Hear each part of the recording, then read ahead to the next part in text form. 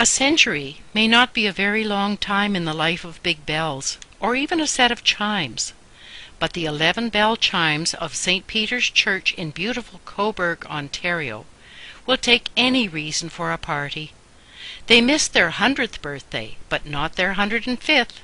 In June of 2010, 2 guest chimers arrived for the event, which included a morning master workshop for bell ringers. Recitals were given, lectures presented, and a specially commissioned youth musical was written and performed at the Sunday service of celebration.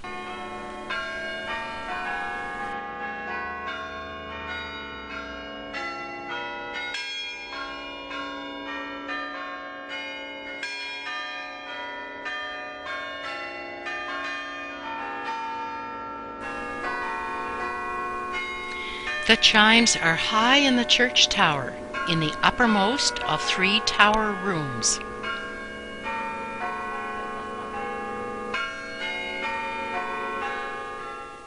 In the lowest of the 3 rooms is the chime stand. Beautiful stained glass windows surround that room.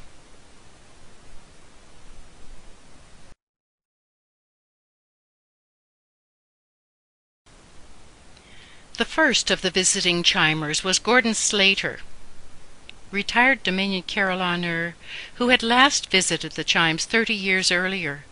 The first thing Gordon noticed on his return was a photograph of himself taken at that time.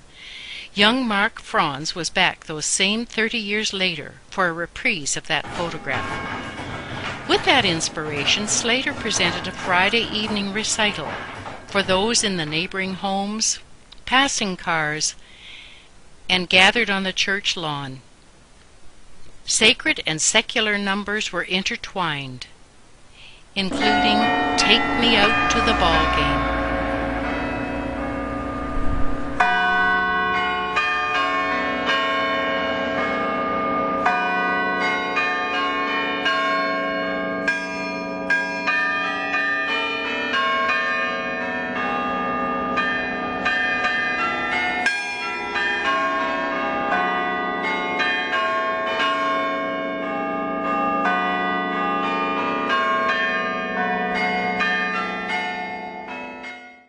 The history of the carillon and its relation to the public recording of time was the subject of the first lecture by Gordon Slater.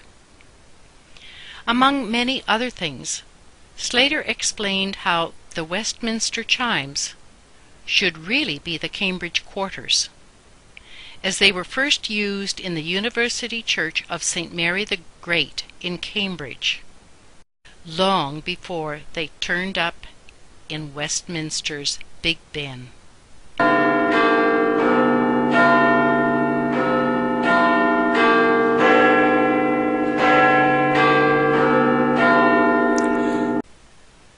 A second honored guest at the celebration was Peter Ryde from Stratford, Ontario. A few years ago, Peter offered to carry out much-needed maintenance on the chimes. This time he found them in fine shape.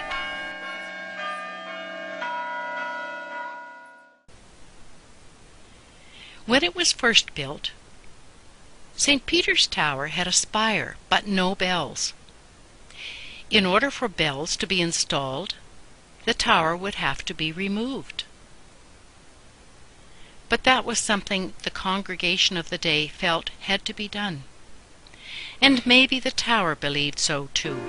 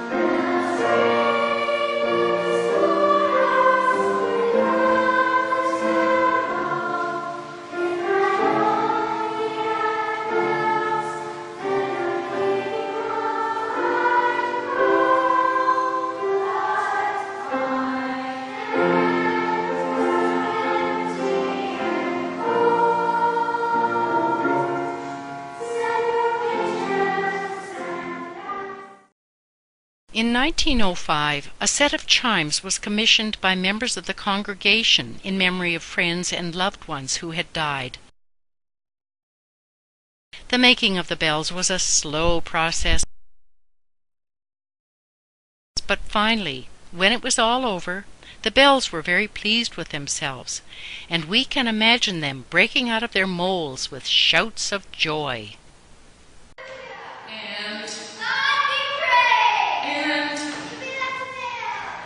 And finally, boy, am I ever glad to be having that! It was some time before the chimes were put to full use, as bell ringers had to be trained, and for a while the bells were just there getting bored.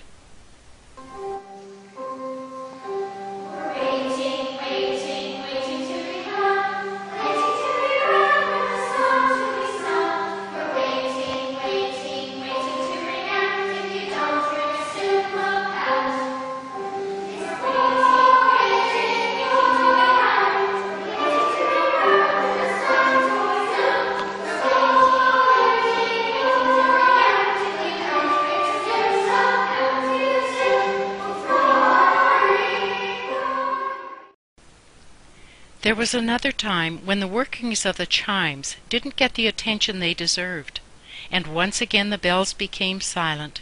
Well, almost silent.